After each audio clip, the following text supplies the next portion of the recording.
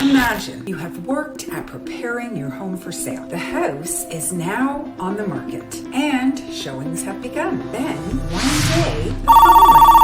Hello, it's your realtor, Mr. and Mrs. Seller. I'm calling to let you know that we just received an offer on your home. When would be a good time for us to get together to review the offer? 5 o'clock? Perfect. See you then. When you receive an offer on your home, the emotions kick in. First, you feel excited. Then you begin to wonder, how much is the offer for? Is it a good offer? How do I know if the offer is even right for me? What is a good offer? Whether it's a hot seller's competitive market and you are receiving multiple offers on your home, or it's a balanced market where you are dealing with a single offer. Knowing what to look for and how to evaluate offers is a critical component in successfully selling your home. In today's video, I'll share with you 7 key elements to review when evaluating an offer to purchase so that you know what to specifically look for in an offer, and more importantly, how to pick and negotiate the best offer when selling your home. You may be surprised, it's not what you think. Hi, my name is Evelyn Lopes with the Evelyn Lopes Realty team and iPro Realty. I provide information, but more importantly, interpretation of that information so that you can make best and informed decisions for yourself and your family so that you can ultimately live the life of your dreams in the home of your dreams. Stay tuned to the end of the video where I will let you know how you can get immediate access to your free offer evaluation checklist so that you can pick the best and right offer when selling your home.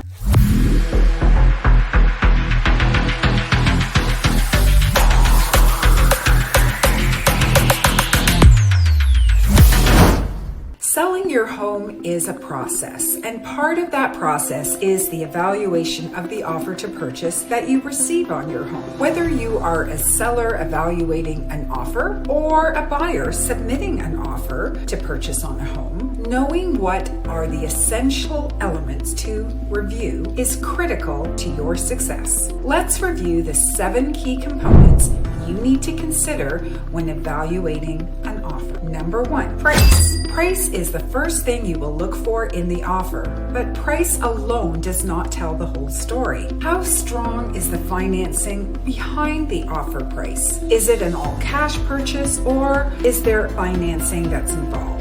Is there a financing condition? Have the buyers been approved, and to what degree? Have they submitted all their documentation that's been requested by the lender? What type of mortgage are they seeking? Is it a high ratio or a conventional mortgage? Who is their lender? Is it an A, B lender or a private lender? Are there any contingencies associated with their ability to get the financing? For example, do they need to sell their home? And if that's the case, is their home sold? These are some of the components involved with the financing of the property. A price number is only as good as the buyer's ability to deliver on closing. Asking some additional questions will give you a clearer picture of the foundations on which the price sits. Number 2, deposit. Deposit is the amount of money the buyer is submitting with the offer, and it essentially shows their good faith towards the purchase price, and it essentially shows their good faith towards the purchase of the property. Although technically this amount could be as low as $1, it would be prudent for a seller to get a large, solid deposit amount. These funds are held in trust pending the completion or termination of the agreement, and they are credited towards the purchase price on the close of the sale. As a seller, the bigger the deposit, the better. What is considered a good deposit? Well, that depends on the price of the property. Also taking into consideration the offer as a whole. Your realtor will help you identify what is a good deposit for your specific situation. Number 3, conditions. Does the offer have any conditions? What are the conditions? How long are the conditional periods for? And are there any escape clauses associated with those conditions? Conditions are an extremely important element of an offer to purchase. Fully understanding the condition and its implications are crucial when evaluating an offer and deciding if it's in your best interest. Conditional offers occur when a buyer submits an offer contingent on something happening. This means that they will buy a home firm once some action has been successfully completed. If the action is not successfully completed, the deal will fall through. For example, the offer may be conditional on finance. Even though the buyer says they have been pre-approved, they may include a condition on financing. This ensures that the buyer can get the financing for your particular home, and it will likely include the lender completing an appraisal of the property and or confirming all of the buyer's information on their loan application. Before agreeing to a condition on financing, ask questions. Get more insight into the buyer's ability to successfully complete the requirements of their condition. Your realtor will be able to assist you in this matter and ensure that the right questions are asked so that you can make an informed decision on whether to accept the condition for that particular offer and what that means for you. Another common condition often found in purchase agreements is the condition on the home inspection. In this scenario, the buyer is asking to perform a home inspection on the property. If the inspection is satisfactory to the buyer, then they will notify you, the seller, and they will remove that condition from the agreement. The sale of the buyer's home is another condition that you may encounter. Before accepting such a condition, once again, ask questions. Where is the backup property? What is the condition of that property? What is the price they'll be listing it for? And when will they be putting it on the market? What are the market conditions in their area, and how likely will the property sell? Is there an escape clause associated with that condition? Once again, your realtor will be able to assist you in fully understanding the implications of such a condition, and they can advise you how to best move forward. To recap, conditions happen when a buyer says, if this happens, then I will move forward and buy your home. Conditional offers are not sure things. They are not firm offers or sales. So be proactive, ask questions, and know your best options. Number 4, closing date. When is the buyer asking to close the sale? What is the move-in date they are requesting? And more importantly, does it align with your timetable? If the closing dates do not align, negotiations come into play, and there are numerous options available that may help ensure that the needs of both parties are met. I always say that a good deal and a great negotiation results when both parties' needs are met and both parties walk away with a win-win scenario.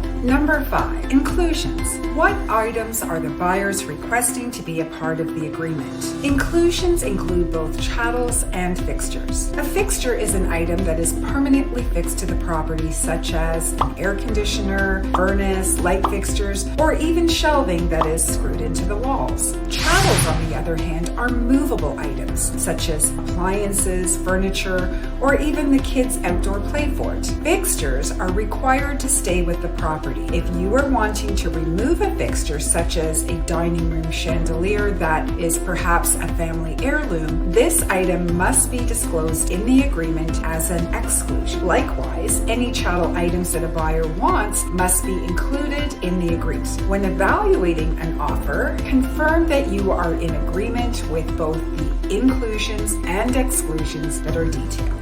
Number 6, clauses. Reviewing the offer in its entirety and examining all of the clauses will help you select the best offer for your home. For example, is there a clause in which the buyer is requesting an up-to-date survey of the property showing the location of all the buildings and structures? Now, this is a really common clause that I see many times in offers, but do you really understand what it means? You may have a survey of the property dated even as recent as 5 years ago, and you may think, yes, I have an up-to-date survey, it's only 5 years old. But do you? Have you installed a deck, fencing, patio, or pool since that survey was completed? The original survey usually will show the lot lines and the building structure, but any further additions to the property will most likely be missing. So be sure to read the clause carefully in your offer and understand what they mean, or you may be left paying for a brand new survey. Typically, number 7. The last tip for today. Review the offer. How well is it put together? Are there lots of mistakes? How well is the paperwork completed? And is there open and good communication between all of the parties? A clean, well-written offer and solid communication between the parties will go a long way and will give you confidence in knowing that all of the parties involved are transparent, knowledgeable,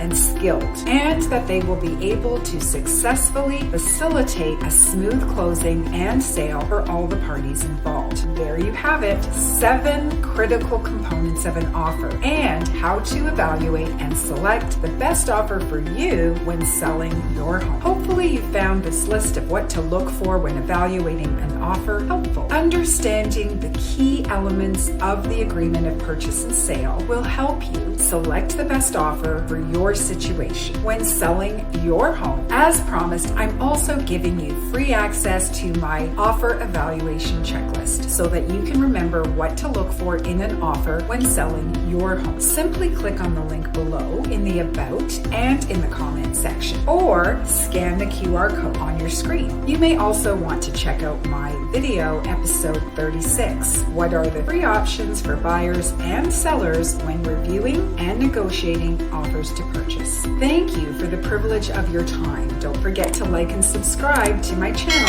and comment below. Let me also know what types of real estate information you would like to see in a future video. See you at the next video.